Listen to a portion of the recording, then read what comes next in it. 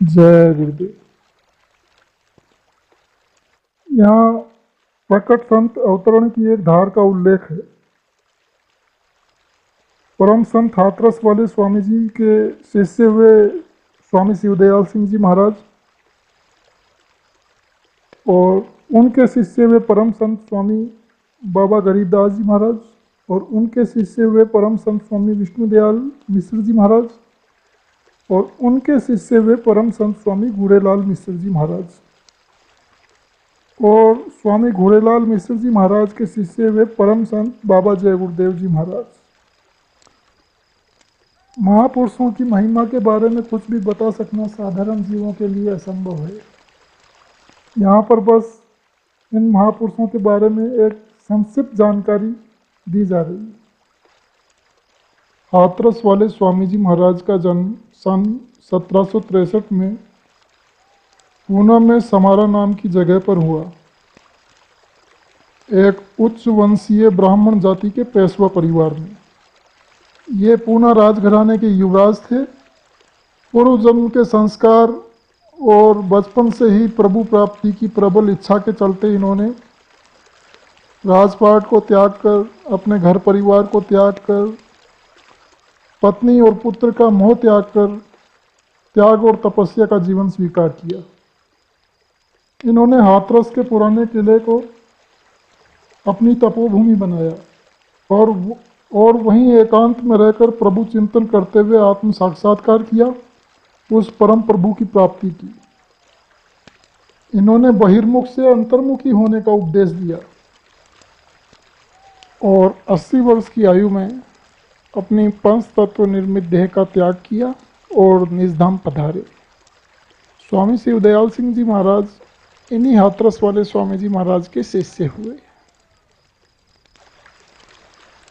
स्वामी श्री शिवदयाल सिंह जी महाराज का जन्म जन्माष्टमी के दिन रात 12 बजे उत्तर प्रदेश के आगरा जिले के पन्नी गली मोहल्ले में 24 अगस्त सन 1818 को हुआ।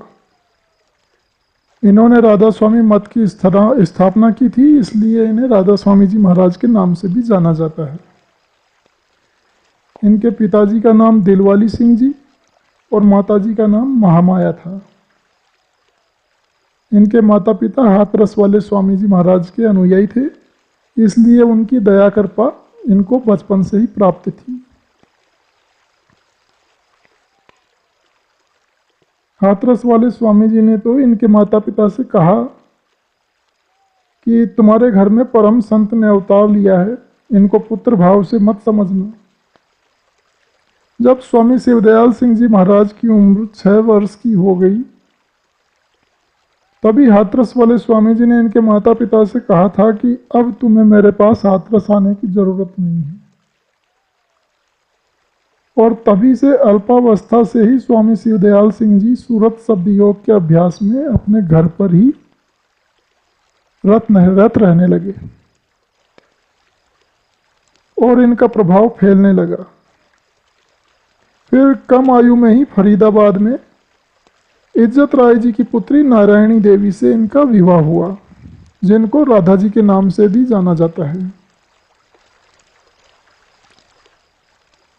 उसके बाद जीवों के उद्धार के लिए बसंत पंचमी जनवरी 1861 को आम सत्संग इन्होंने आगरा में शुरू किया और धीरे धीरे सत्संग बढ़ता ही चला गया। राधा स्वामी जी महाराज ने 17.5 वर्ष तक लगातार सत्संग किया और 8-10 हजार लोगों को नामदान देकर सूरत शब्द योग की साधना का मार्ग बताया और 15 जून 1878 को दोपहर 1:45 बजे निजधाम जाने की मौज फरमाई और अंतर्ध्यान हुए।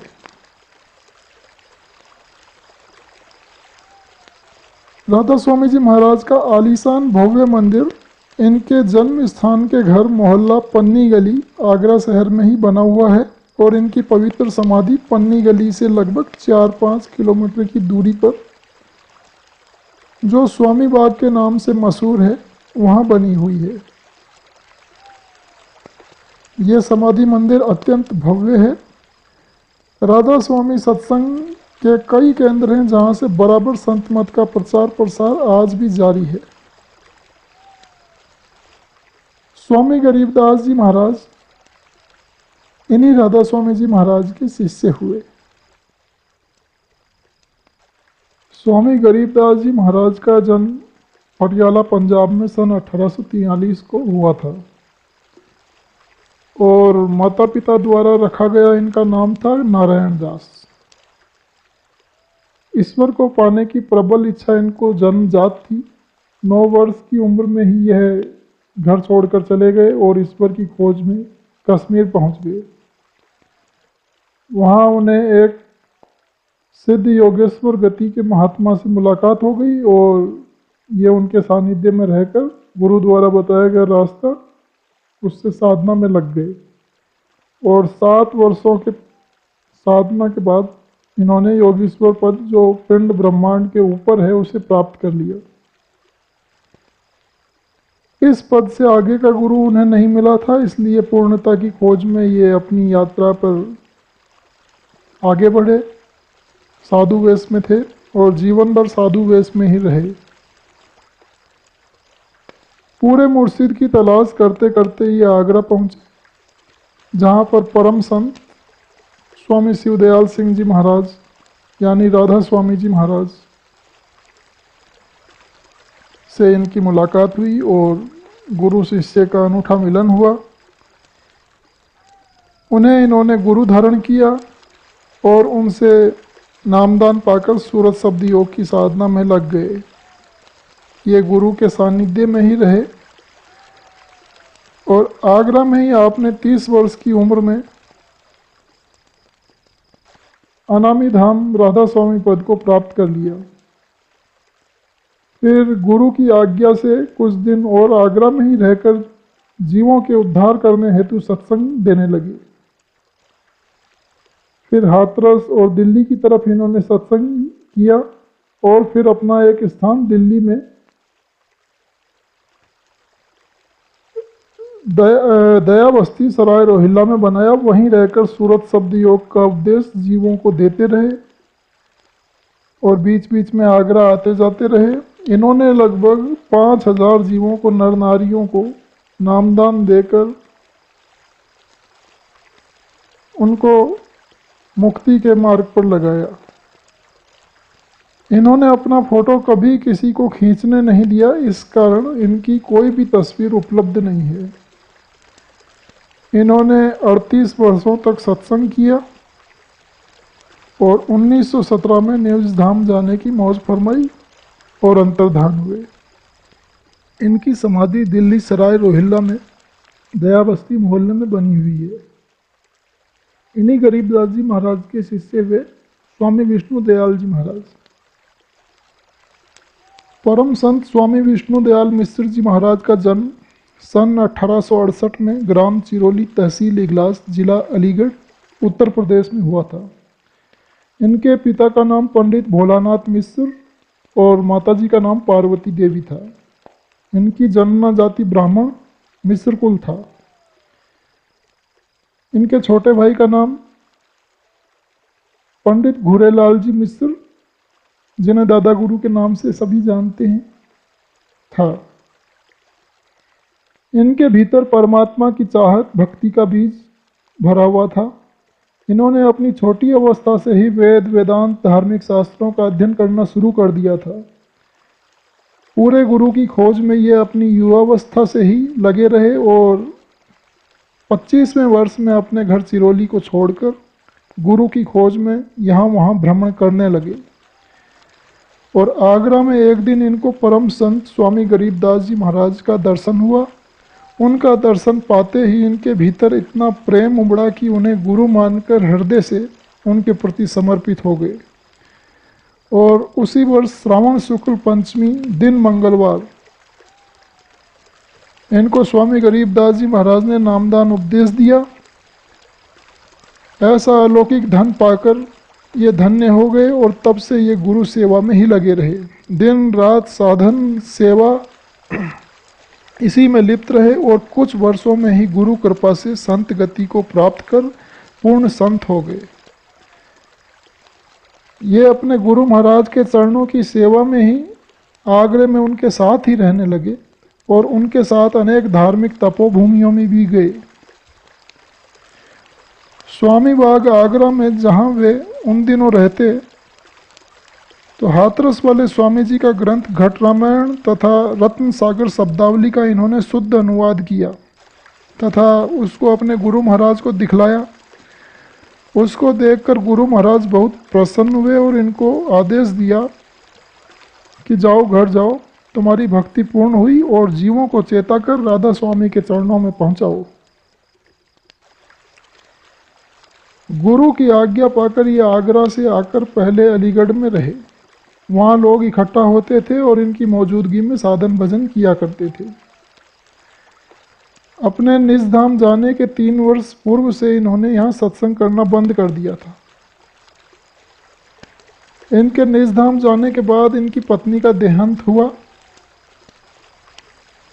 इनसे इनके छोटे भाई और शिष्य स्वामी घूरेलाल जी मिश्र जी महाराज ने एक बार पूछा कि महाराज, यहाँ जो सत्संग होता है उसका क्या होगा? तो वे कहे कि डूब जाएगा। और उनकी मौज के अनुसार वहाँ पर सत्संग बंद ही हो गया, यानी डूब गया। फिर ये अपने गांव चिरौली अलीगढ़ आ गए और अपने घर का कार्य संभालते हुए सन 1899 में सत्संग करना शुरू किया। सत्संग पाकर जीव चरणों में आने लगे। कुछ दिनों बाद इन्होंने अधिकारी जीवों को उत्तर दक्षिण दिशा के क्षेत्रों में जाकर चरणों में लगाया। जवा गांव में अधिक संख्या में जीव चरणों में समाये। उस समय इनके गुरु महाराज स्वामी गरीबदास जी महाराज इनके पास पधारे तो देखकर अति प्रसन्न हुए और बोले कि बगिया तो बहुत अच्छी लगाई है। फिर चिरौली के सत्संग की महिमा दिन प्रतिदिन बढ़ती गई और इस तरह सत्संग करते हुए 70 वर्ष की आयु में बुधवार के दिन सन 1938 को चोला त्यागा और निजधाम पधारे। इनकी समाधि इनके निर्देश से मोहल्ला नौरंगाबाद ज्वालापुरी के पास अलीगढ़ में बनी है।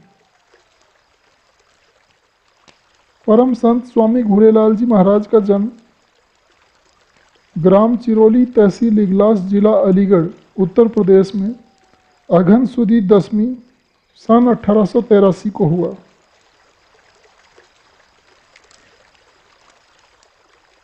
इनके पिताजी का देहांत तो बचपन में ही हो गया था। उसके बाद घर की व्यवस्था बड़े भाई स्वामी विष्णुदयाल जी मिश्र जी महाराज जी करते रहे। माता जी अपने दोनों पुत्रों विष्णुदयाल जी और घूरेलाल जी दोनों की परवरिश करती रहीं। बड़े पुत्र विष्णुदयाल जी यानी परदादा गुरु महाराज जब 25 वर्ष के हो गए तो वे गुरु की खोज में घर छोड़कर चले ही गए थे। बहुत दिनों तक जब पता नहीं चला कि वे कहाँ हैं तो बाद में पता चला कि वे आगरा शहर में अपने गुरु के साथ रह रहे हैं। तो माता जी अपने छोटे पुत्र घूरेलाल जी को भी साथ लेकर, जो उस समय 10 वर्ष के थे, स्वामी बाग आगरा पहुंची। और जब उन्होंने देखा कि उनका बड़ा पुत्र अपने गुरु स्वामी गरीबदास जी महाराज के साथ है तो उन्हें बहुत प्रसन्नता हुई और वे भी भक्ति में वहीं रहने लगी। और धीरे धीरे वहाँ रहते हुए तीनों माता पुत्र को 5 वर्ष गुजर गए। स्वामी गरीबदास जी महाराज ने देखा कि घूरेलाल जी में भक्ति का बीज बहुत विशाल है तो वे इनको छोटे बच्चे की तरह इनकी उंगली पकड़कर इन्हें घुमाते रहे और अपने साथ इन्हें बाहर भी ले जाते रहे। इनके अंदर उन्होंने अपनी संकल्प शक्ति को भरा और कहा कि यह लड़का स्वामी शिवदयाल सिंह जी का काम करेगा। घूरेलाल जी ने उनसे नामदान प्राप्त करने के लिए प्रार्थना की तो उन्होंने इनके बड़े भाई स्वामी विष्णुदयाल जी महाराज को, जो संत गति को प्राप्त कर चुके थे, उन्हें आदेश दिया कि अब अपने घर चिरौली चले जाओ और इन्हें उपदेश नामदान दे देना तथा इनका नाम राधा स्वामी जी के प्रेमियों में लिखा देना। उनकी आज्ञा को सिरोधार्य करके ये अपनी माताजी को लेकर अपने बड़े भाई के साथ आगरा से चिरौली चले आए और अपने बड़े भाई स्वामी विष्णुदयाल जी से नामदान पाया। तब से वे अपने बड़े भाई को अपना परम पूज्य गुरु ही मानते रहे और उनके साथ बड़े अदब से पेश आते, उनसे सदा डरते रहते थे, सामने खड़े होने में भी हिम्मत नहीं करते थे और सदैव उनकी आज्ञा पालन में लगे रहते थे। घर लौटकर आने के बाद 18 वर्ष की अवस्था में भूरेलाल जी महाराज का विवाह पंडित चुन्नी लाल जी शर्मा की इकलौती पुत्री के साथ संपन्न हुआ।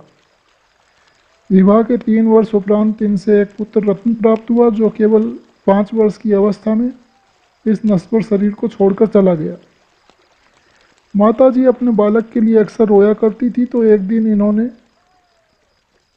समझाते हुए कहा कि क्या रोती हो, वह फिर तुम्हारे पास आएगा। और बाद में ऐसा ही हुआ। परम पूज्य बाबा जय गुरुदेव जी महाराज, जिनकी छत्र छाया में आज आप हम सब लोग बैठे हैं, गुरु की खोज में भ्रमण करते हुए जब कश्मीर पहुँचे, बहुत तलाश कर चुके थे, सब मत मतांतर के बाबा और महात्माओं के पास रहकर देख लिया कि असली दौलत कहीं नहीं है, तो बड़े निराश हुए। इसी निराशा में एक दिन मालिक के न मिलने की विरह में एक पहाड़ी की चट्टान पर बैठे हुए रोते थे और विचार में थे कि अब इस शरीर का अंत कर लेना चाहिए, कि ध्यान मग्न हो गए। तो देखते हैं एक महात्मा जी उनके सामने खड़े हैं और कुछ आदेश कर रहे हैं। यह देख वे फिर से जोश में भर गए और आदेशानुसार वापस लौट पड़े। और बाद में जब दादा गुरु महाराज का दर्शन किया, तो दर्शन पाते ही प्रसन्नता और बहुत दिनों के वियोग के कारण अश्रुधारा बह चली और देखा कि ये तो वही महात्मा जी हैं।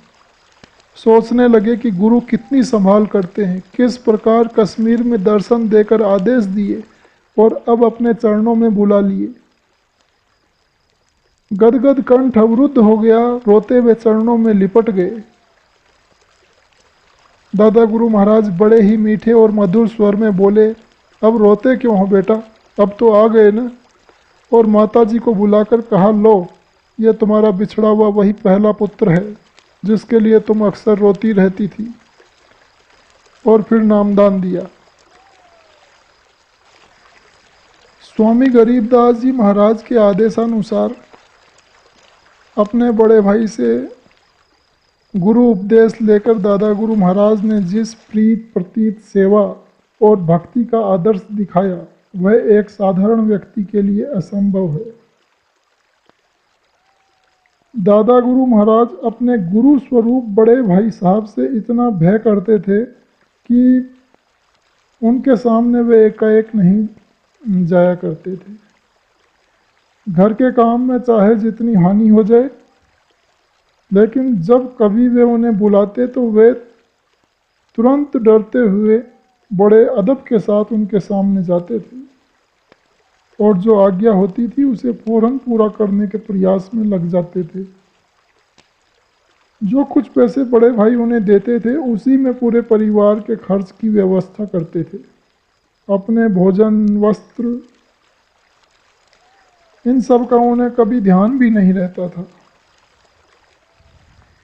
एक बार दादा गुरु महाराज को नंगे पांव देखकर उनके गुरु स्वरूप बड़े भाई ने अपने पुराने चमड़े के जूते की ओर इशारा करते हुए कहा कि लो, इस जूते को उठा ले जाओ और पहनो। तो दादा गुरु महाराज धीरे से आगे बढ़े और जूतों को उठा लिया। बड़ा अपने भाग्य को सराहा। कंगाल को बिना मांगे मोती जो मिल गया था। सचमुच संत महापुरुष की प्रत्येक वस्तु उस प्रभु की अजस्र धारा से और शक्ति से ओतप्रोत होती है। उनकी वस्तुएं मिलती कहाँ हैं, और जो मिल जाए तो उस प्रेमी के भाग्य को जितना सराहे कम है। हाँ, उन वस्तुओं की इज्जत और कद्र उसी तरह होनी चाहिए। तो दादा गुरु महाराज जैसे परम भक्त के लिए वह तो अमूल्य निधि थी।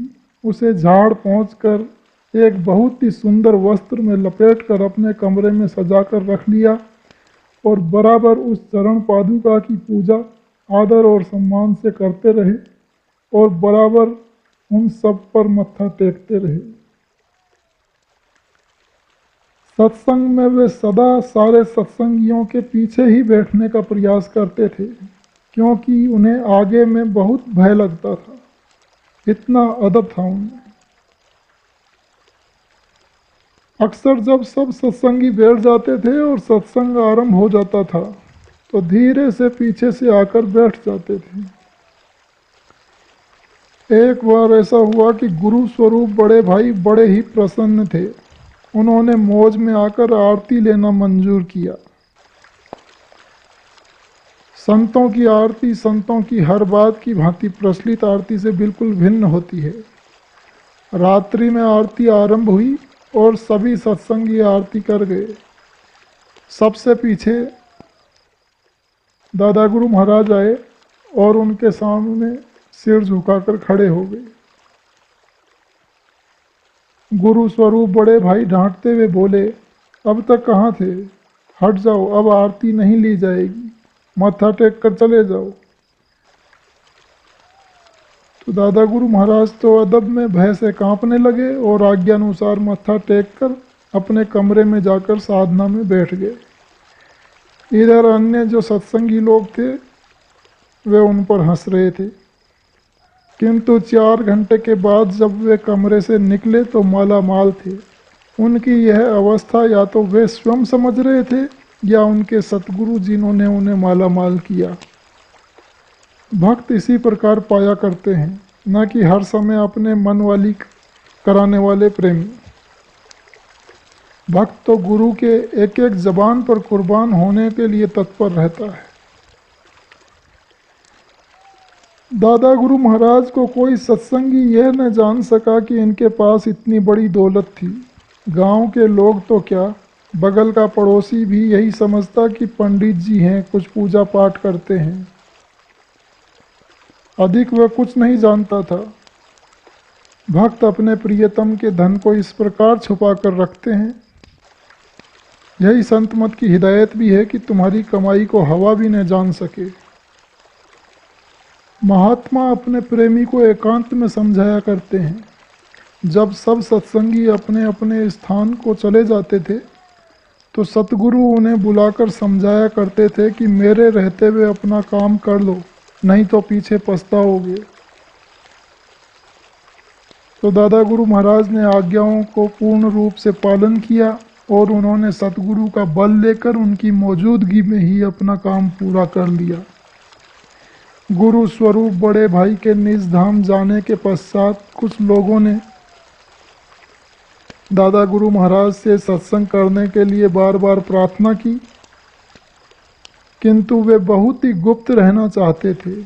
प्रेमियों की बहुत प्रार्थना करने पर उन्होंने सत्संग की मौज की। उनके बहुत अधिक गुप्त रहने के कारण ही अधिक लोग उनकी ओर नहीं खींच सके, क्योंकि वे अधिकतर अपनी मौज और मस्ती में ही रहा करते थे। वे अपने को बहुत छिपाते थे। एक बार पंजाब से 2 आदमी दादा गुरु महाराज के दर्शन के लिए आए। जब वे लोग अलीगढ़ में ही थे, रास्ते में जहाँ से चिरौली 14-15 मील की दूरी पर था, तो दादा गुरु महाराज ने अपनी पत्नी से कहा कि जाओ, मेरा वह पुराना गूदड़ों वाला कोट लाओ जो गठरी में रखा है। वे अपने कपड़े अक्सर गठरी में रखते थे, तो वे उसे पहनकर अपनी प्यारी गाय के लिए घास लाने चले गए। वे अपनी गाय की सेवा स्वयं करते थे। तो जब वे आदमी आए तो दादा गुरु महाराज के लड़के उनको अपने साथ लेकर गए दादा गुरु महाराज के पास। जब उन्होंने उनको उस अवस्था में देखा तो उनके मन में बड़ा अभाव आया। वे सोचने लगे कि कहाँ आ गए, और दूर से ही वे लोग प्रणाम करके उल्टे पांव वापस चले गए। उनका बड़ा अभाग था। जब दादा गुरु महाराज से पूछा गया कि आज गुदड़ी वाला कोट पहनने की मौज कैसे हो गई थी, तो उन्होंने कहा, भाई तुम लोगों से क्या बताऊं। वे दोनों आदमी जो पंजाब से आए थे बड़े कर्मी थे, उन पर बहुत बड़ा बोझा था। अगर वेश देखकर न चले गए होते तो उन बेचारों का बड़ा कल्याण होता। किंतु मौज नहीं थी, फिर भी खाली हाथ नहीं गए। दादा गुरु महाराज बाहर सत्संग करने और भ्रमण करने बहुत ही कम जाया करते थे, लेकिन फिर भी कभी कभार प्रेमियों के आग्रहवश उन्हें जाना पड़ता, तो भी यह स्वयं को बहुत ही कम जाहिर करते थे। दुनिया वाले लोग बनावटी शो पसंद करते हैं, इसलिए वे इन पूर्ण संत से बहुत कम लाभ उठा सके, और इसी कारण ये कभी कभी कहा भी करते थे कि नर्तन वाले जीव यदि महात्माओं से लाभ नहीं उठा पाते तो महात्मा 84 में पड़े जीवों पर ही दया वर्षा करके चले जाते हैं, और इन्होंने ऐसा करके भी दिखाया। कभी कभी रास्ते चलते तो जाते जाते कहीं लाल बरसाती कीड़े आदि को एक साथ बहुत संख्या में बैठा देखकर रुककर धीरे से उन पर अपने पैर रख देते थे और उन्हें मनुष्य चोले का अधिकारी बना देते थे। जैसा कि पहले संतों ने भी कहा है कि संत के स्पर्श मात्र से 84 के जीवों का कल्याण हो जाता है, किंतु मनुष्य को अपने तन से प्रेम व आज्ञाओं का पालन करा करके उद्धार करते हैं। एक बार प्रेमियों के आग्रहवश दादा गुरु महाराज ने किसी गांव के बाहर कुएं पर डेरा डाला, तो उस गांव के लोग साधु महात्माओं से अधिक घृणा करते थे, झूठा और ढोंगी समझते थे, या उनसे इसलिए डरते थे कि कहीं वे अपने प्रभाव से किसी आदमी को अपनी तरफ न मोड़ लें और बस में करके सब कुछ छीन लें, या कहीं भेष बदलकर चोर व डाकू न हो। अतः गांव वाले आपस में पंचायत करने लगे कि इन लोगों का भेद लेना चाहिए कि ये कैसे महात्मा हैं। निर्णय के अनुसार गांव का चौधरी पहले इन लोगों के पास पहुंचा और बहुत से इधर उधर के सवाल करके परीक्षा करने लगा। अंतर्यामी महापुरुष ने उनसे सीधे बात की और थोड़ी ही देर में वह इतना प्रभावित हुआ कि आज्ञानुसार उपदेश लेकर साधन में बैठ गया। अंतर की आंखें खुल गई, बैराट का गुलजारा देखकर चकित हो गया और दादा गुरु महाराज के चरण पकड़कर रोने लगा और सेवा के लिए आज्ञा मांगकर गांव में गया। उसकी इंतजारी में सब लोग बैठे थे और जाते ही लोग पूछने लगे कि महात्मा कैसे हैं, तो चौधरी मारे प्रसन्नता के कुछ न कह सका, केवल इतना ही बोल सका कि ऐसा पूर्ण संत पाकर मैं तो धन्य हो गया। तुम लोगों को देखना है तो तुम स्वयं जाकर देख लो। और जाकर फिर महापुरुष की सेवा में लग गया। उसकी देखा देखी अन्य ग्रामीण लोग भी दादा गुरु महाराज के पास पहुँचे और अपने निज घर की राह पाकर कृतकृत्य हुए। पूज्य दादा गुरु जी पैदल ही अधिकतर यात्रा करना पसंद करते थे। एक बार प्रेमियों के बहुत आग्रहवश ट्रेन से सफ़र करना मंजूर किए और जिस डिब्बे में सत्संगियों सहित पधारे उसमें अगले किसी स्टेशन पर बहुत बड़ी आदमियों की जमात सवार हो गई, जिनके साथ बहुत अधिक सामान था। लोग अंधाधुंध सामान लाद दिए और जलती हुई लालटेन रजाई में बिछोने के नीचे गिर गई। गाड़ी सीटी देकर चल दी। कुछ दूर जाने के बाद कुछ धुआं मालूम हुआ और देखते देखते डब्बा धुएं से भर गया। किंतु संत अपने प्रेमियों को केवल भय दिखाकर बड़े से बड़े खतरे से बचा लेते हैं। इसलिए दादा गुरुजी की ऐसी मौज हुई कि गाड़ी अपने आप अकारण ही रुक गई। लोग डब्बे से बाहर कूदकर निकल गए, सामान उतारा जाने लगा। शोरगुल देखकर गार्ड भी आ गया। देखा कि रजाई के नीचे लालटेन चकनाचूर हो गई, मगर बत्ती अब भी जल रही थी। यह देखकर लोगों को बहुत आश्चर्य हुआ कि गाड़ी अनायास बिना जंजीर खींचे रुक गई। गार्ड ने कहा कि इस डिब्बे में कोई संत महात्मा बैठा है, जिसकी कृपा दृष्टि से यह कार्य हुआ है और लोगों की जान बच गई। लोग उस संत महापुरुष के प्रति बहुत आभारी हुए। पूज्य दादा गुरुजी स्वयं को बहुत छिपाते थे और उनके बाहरी खेलों को देखकर बुद्धिवादियों पर भ्रम का भूत सवार था। कभी कभी मौज में आकर बच्चों के साथ बच्चे बनकर खेलते। मक्के की खुकड़ी की गाड़ी बनाते थे और उसे दरवाजे पर खींचते हुए आवाज़ लगाते थे, चलो भाई गाड़ी पर कौन सवार होगा, गाड़ी तैयार है। बस उधर से लड़के दौड़ पड़ते थे, एक ने उस गाड़ी पर पैर रख दिया तो गाड़ी टूट गई। तो दादा गुरुजी फौरन डांटते, अपने गांव की बोली में कहते, तुमने मेरे गाड़ी तोड़ दी, जोड़ो इसे। बच्चे डर के भागने लगते तो कहने लगते थे, अच्छा भागो मत, फिर गाड़ी बनाता हूँ तब चढ़ना। लड़के अगल बगल खड़े हो जाते, आप खुकड़ी की गाड़ी फिर से बनाने लग जाते थे। मगर इस खेल को कौन समझे। दयाल संत सतगुरु बच्चों की नादानी पर ध्यान नहीं देते थे। भले ही उनको सचेत करने के लिए थोड़ी फटकार दें, किंतु सदैव अपने प्यारों की नादानी से टूटी हुई अमर पद की गाड़ी को ठीक ठीक रूप में सामने खड़ा करते रहते। भक्त सावधानी से सवार होकर अपने घर पहुंचता है और दूसरे देखते ही रह जाते हैं। एक बार आगरे के स्वामी बाग में राधा स्वामी जी महाराज के भंडारे के अवसर पर दादा गुरुजी महाराज अपने कुछ सत्संगियों के साथ पधारे। बड़ी भीड़ थी। दादा गुरु महाराज बीड़ी पिया करते थे, तो वे एक बगल बैठकर बीड़ी पी रहे थे। तो उनके एक सत्संगी प्रेमी से स्वामी बाग के एक सत्संगी ने परमार्थ विषय कुछ बातचीत की। तो उसने स्वामी दादा गुरु महाराज के प्रेमी से पूछा कि तुम कहाँ के उपदेशी हो, तुम्हारा गुरु कौन है। तो प्रेमी ने दादा गुरु महाराज की तरफ इशारा किया। तो स्वामी बाग का सत्संगी बोला कि कौन, वह जो बीड़ी पी रहे हैं। तो प्रेमी ने उस सत्संगी के तीखे व्यंग्य को भांप लिया और प्रश्न के अनुसार उचित उत्तर दे दिया, जिसे सुनकर वह सत्संगी उबल पड़ा और वहाँ एक बड़ी भीड़ इकट्ठा हो गई। तो दादा गुरु महाराज उस मौके पर फौरन पहुँचे और दोनों के बीच खड़े होकर स्वामी बाग के सत्संगियों से पूछने लगे, कहो भाई क्या बात है। एक बोल उठा, आपको बीड़ी पीते देखकर इन्होंने कुछ ऐसे शब्द कहे जिससे घृणा प्रकट होती थी और जिसे एक गुरुमुख प्रेमी कभी सहन नहीं कर सकता।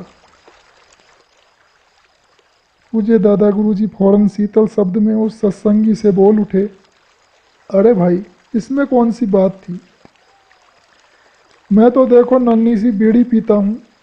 स्वामी शिवदयाल जी महाराज सटक पिया करते थे। बीड़ी तंबाकू पीने न पीने से महात्माओं की परख नहीं हुआ करती। यह सुन सब लोग चुपचाप अपनी अपनी जगह चले गए। पूज्य दादा गुरुजी अपनी गाय के लिए घास खोदने स्वयं जाया करते थे। खेतों में जब वे घास खोदने बैठते तो उनके कंधे और शरीर पर यहाँ वहाँ चिड़ियाएँ आकर बैठ जाया करती थी और तब तक नहीं उठती थी जब तक कि वे अपना शरीर हिला न दें। और जब बार बार वे आकर बैठती तो वे कहते कि भाई मुझे अपना काम करने दो। अपनी गाय के लिए वे स्वयं कहा करते थे कि अब की बार इस तन से निकलकर मनुष्य चोले में चली जाएगी और संपन्न परिवार में जन्म लेकर भक्ति करके अपने घर पहुंचेगी। कहा जाता है कि वह गाय दादा गुरुजी के शरीर छोड़ने पर जहां उनकी चिता जल रही थी वहां रस्सी तुड़ाकर इतने वेग से पहुंची कि मानो चिता में कूद पड़ेगी। लोगों ने पकड़ लिया। उनके जाने के थोड़े ही दिन बाद उसका भी शरीर छूट गया। एक बार का जिक्र है, दादा गुरुजी घास खोदकर किसी कपड़े पर रखे हुए थे तो उसमें एक सांप भी आ बैठा। उन्होंने उसे देखा मगर बोले कुछ नहीं। जब घर चलने लगे तो घास के गट्ठर में सांप को भी घर ले आए।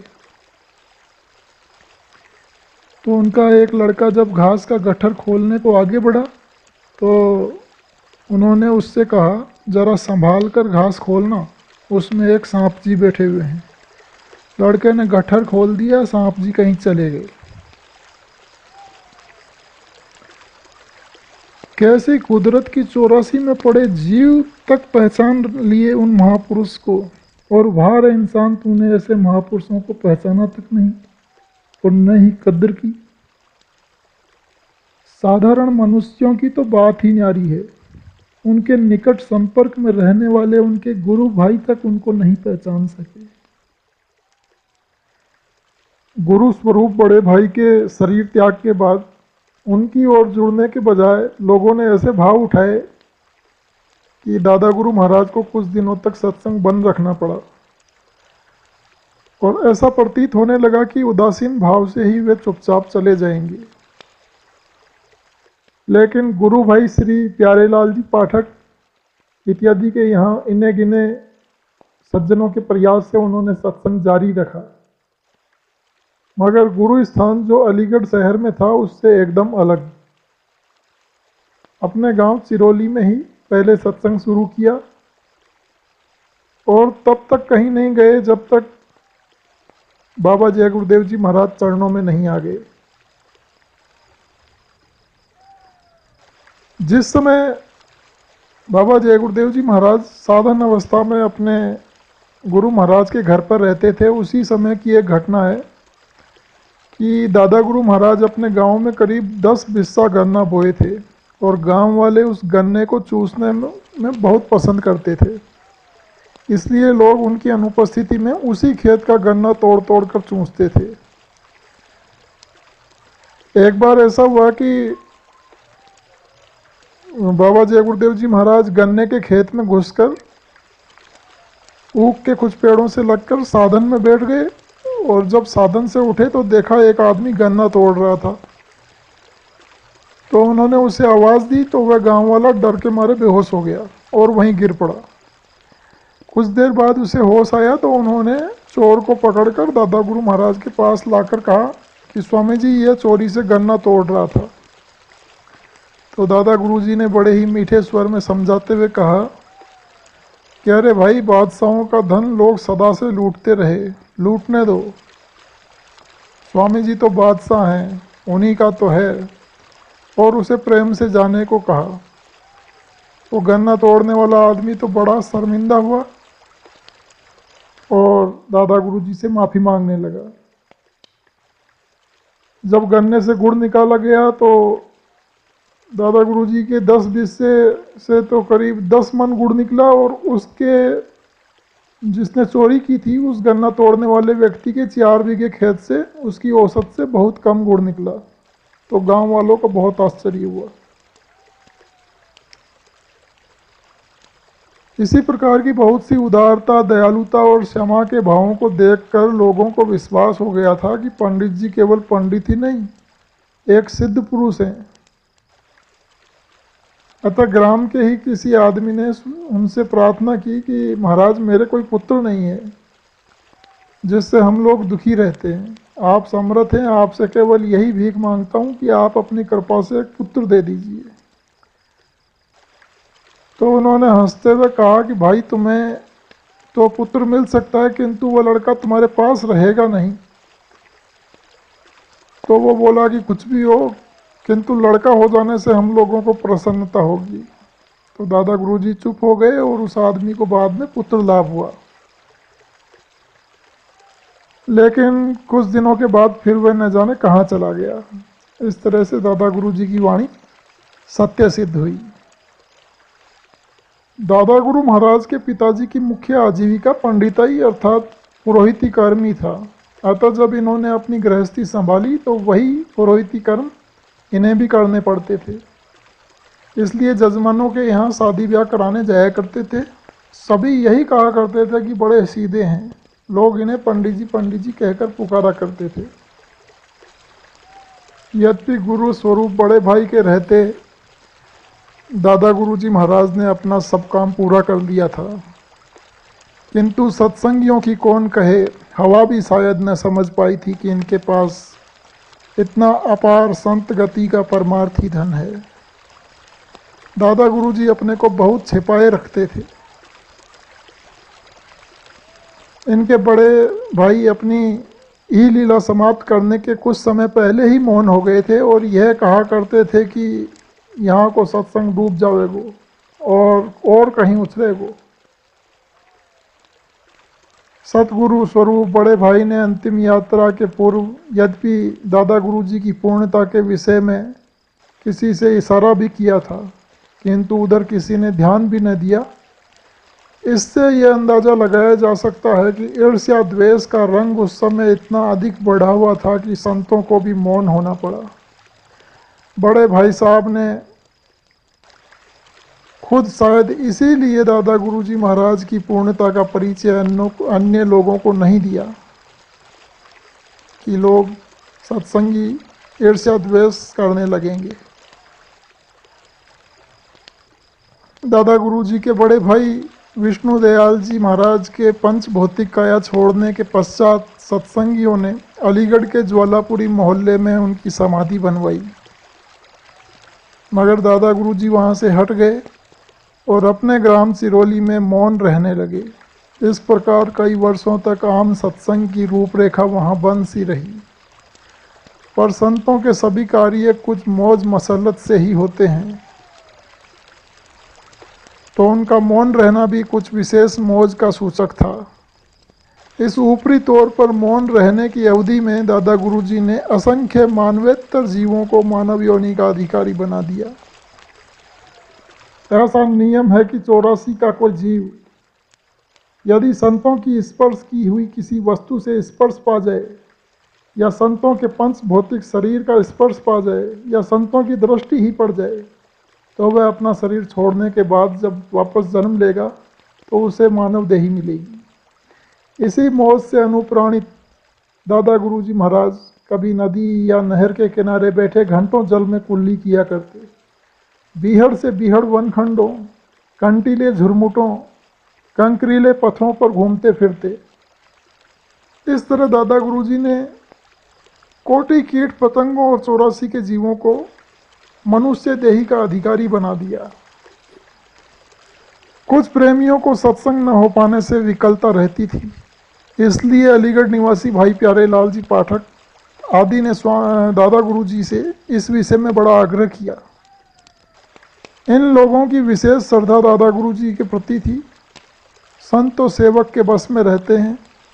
इन लोगों का आग्रह देखकर उन्होंने चिरोली ग्राम में ही सत्संग करना प्रारंभ कर दिया। ये अपने ग्राम से दूर बहुत कम जाते थे। एक गाय इन्होंने पाल रखी थी, जिसके लिए स्वयं ही चारा या घास काटते खेतों या स्कूल पर चले जाते। घास खोदते या चारा काटते समय भी मालिक की याद में ही विभोर रहते, और कभी कभी उस मालिक की मौज में जो शब्द उनके मुख से निकल पड़ते थे उसे उनके प्रेमी नोट कर लिया करते थे। मालिक के प्रेम में सदैव ही ओत प्रोत रहने वाले वे पूर्ण पुरुष जब ऊपरी चढ़ाइयों के आनंद का वर्णन किया करते थे, तो उस समय का सुख तो वे प्रेमी ही समझ पाते थे जो समीप में रहते थे। दादा गुरुजी बहुत बार कहा करते थे कि सत्संग अब पूरब में उछरेगो, यानी पूरब में जोर पकड़ेगा। दया मूर्ति तो ऐसे थे कि श्रद्धा भक्ति से जो भी उनके पास आए उन्हें उन्होंने निहाल कर दिया, किंतु स्वार्थी और परीक्षा लेने वालों के हाथ कुछ न लगा। वे तो उन्हें केवल पंडित जी ही समझते रह गए। दादा गुरुजी महाराज बहुत ही सादी और साधारण वेशभूषा में रहा करते थे। धोती कुर्ता और पैरों में कभी कभी जूता या खड़ाऊ पहना करते थे। सिर पर लंबी केसावली और चेहरे पर वक्ष स्थल तक लटकती दाढ़ी उनकी सौम्यता का परम प्रतीक थी। एक लंबा कोट जो कपड़ों के टुकड़ों से सिला हुआ था, जिसे गूदड़ वाला कोट कहा करते थे, कभी कभी मौज में आकर पहन लिया करते थे। इस काल देश के पंच भौतिक शरीर त्याग के कुछ समय पूर्व ही दादा गुरुजी महाराज अलीगढ़ के प्रेमी भाइयों से मिलने जुलने चले गए थे। वहीं कुछ तबीयत खराब हुई।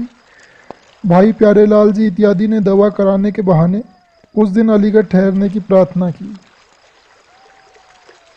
तो उसी समय दादा गुरुजी ने साफ साफ बता दिया कि अब दवा कराने का अवसर नहीं है।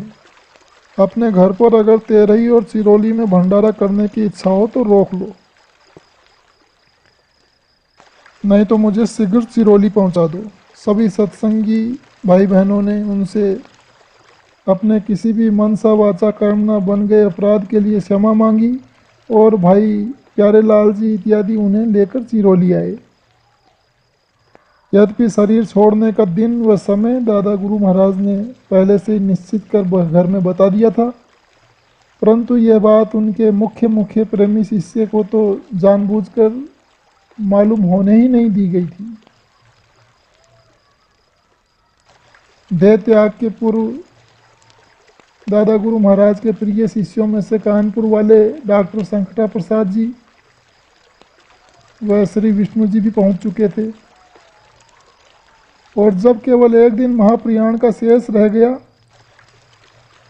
तो दादा गुरुजी ने अपने परम शिष्य बाबा जय गुरुदेव जी महाराज को आदेश देकर कहीं अन्यत्र भेज दिया था। यद्यपि दादा गुरु महाराज भाई प्यारेलाल जी से पहले से ही अलग में बता चुके थे कि मेरे बाद सत्संग स्वामी जी यानी बाबा जय गुरुदेव जी महाराज संभालेंगे। हालांकि एक आध और लोग भी दुकान लगाने की कोशिश करेंगे, और अंतिम घड़ियों में जब डॉक्टर साहब और श्री विष्णु जी ने आगे सत्संग व संभाल के लिए पूछा तो उन्होंने यही उपरोक्त शब्द ही दोहराए। इस प्रकार नए पुराने सभी प्रेमियों को अपनी दया का संबल देकर दादा गुरुजी महाराज 65 वर्ष की अवस्था में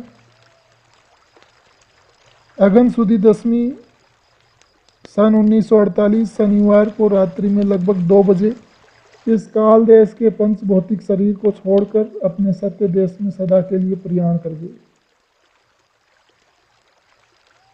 परम पूज्य स्वामी जी महाराज के गुरु भाई श्री VH लुल्ला जी, जिन्हें संगत चाचा जी के नाम से बहुत अच्छे से जानती है, उन्होंने दादा गुरु महाराज के साथ बीते कुछ पलों का अपने शब्दों में इस प्रकार से वर्णन किया है।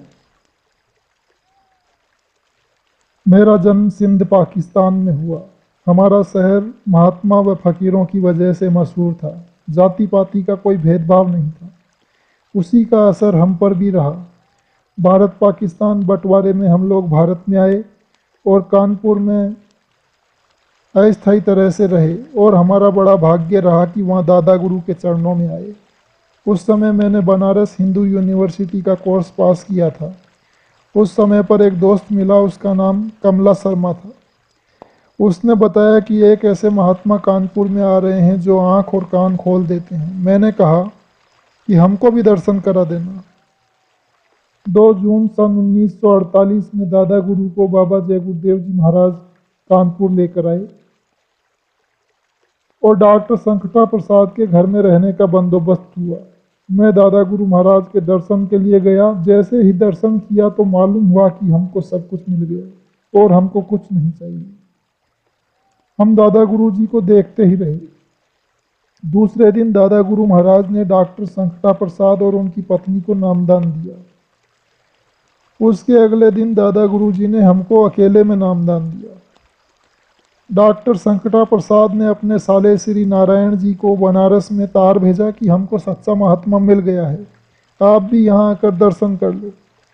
उसके बाद श्री नारायण जी अपनी पत्नी के साथ कानपुर आए और उसके अगले दिन दादा गुरु जी ने उनको नामदान दिया। दादा गुरु ने हम 5 लोगों को अंतिम नामदान दिया था। हम लोगों ने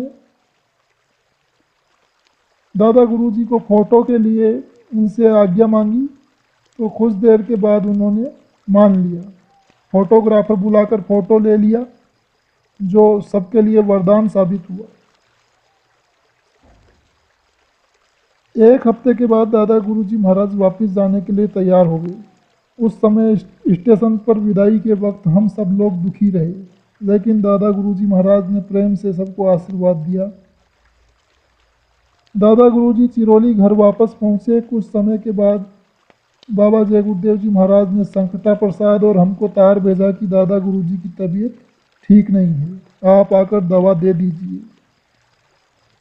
हम दोनों लोग चिरौली गए और दादा गुरु जी को दवा दिया दादा गुरुजी को कुछ आराम हुआ, लेकिन बाद में अलीगढ़ के पाठक जी उनको अलीगढ़ ले गए दवा कराने के लिए।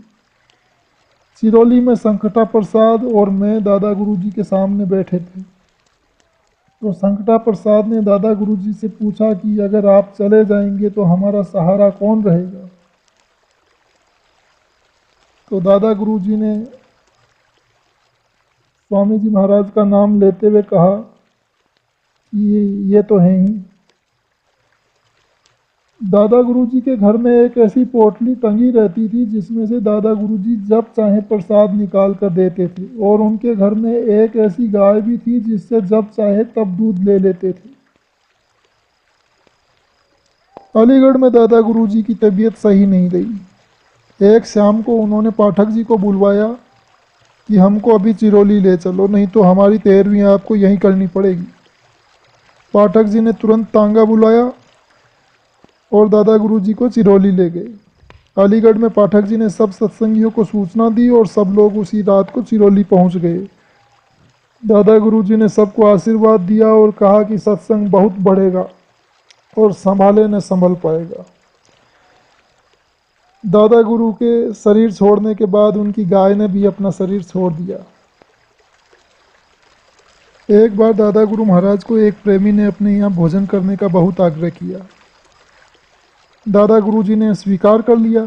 वह प्रेमी भाव विभोर होकर जब भोजन कराने लगा तो उसे ध्यान न रहा कि दही में बूरा डाल रहा है या पिसा हुआ नमक। बूरा थोड़ा कम मीठा होता है, इसे देसी चीनी भी कहते हैं, इसलिए मुट्ठी से ज़्यादा दही में डालते हैं। दादा गुरुजी ने भोग लगाया और खाने लगे। और जब थाली में बचे प्रसाद को अन्य प्रेमियों ने खाया तो वह नमक की वजह से खाया ही न जाए। तो जब उस प्रेमी को पता चला तो वह रोने लगा और दादा गुरु महाराज से क्षमा मांगते हुए कहा कि गुरु महाराज बता क्यों नहीं दिए। तो दादा गुरुजी ने कहा कि अपने गुरु को तो उसका भोग लगाया और अब स्वाद के लिए मैं न खाऊं, और बताना उचित था क्या। अब समझिए कि भोग का मतलब और प्रभाव कितना है और हम लोग इसे कितना मानते हैं। दादा गुरु महाराज की समाधि के रूप में विश्व प्रसिद्ध जय गुरुदेव नाम योग साधना मंदिर मथुरा में बना हुआ है, जिसके लिए परम पूज्य बाबा जय गुरुदेव जी महाराज ने कहा, हमारे स्वामी जी महाराज को गौर से देखो, वो कैसे थे। मंदिर देवता का दर्शन लाभ बेइंतहा बेशुमार है। बुराई छोड़ें, मनोकामना पूर्ति का लाभ लें। मंदिर का देवता निरंतर बरकत बांट रहा। इस मंदिर की मुंडेर से अगर पंछी भी उड़ा तो उसे मनुष्य शरीर मिल जाएगा। 84 कोस की यात्रा का जो फल मिलता है उससे कहीं ज्यादा लाभ मंदिर की एक परिक्रमा से मिलेगा। यहाँ कोई चढ़ावा नहीं। बाखुशी आओ, गुनाहों की माफी मांगो, मंदिर का देवता तेरी बाट जो रहा। गुरु की दया ले धाम अपने चलो, वहाँ कोई भय नहीं, कोई अभाव नहीं। यहाँ तो बूंद बराबर भी सुख नहीं, वहाँ सुख का सागर लहरें मार रहा। जय गुरुदेव।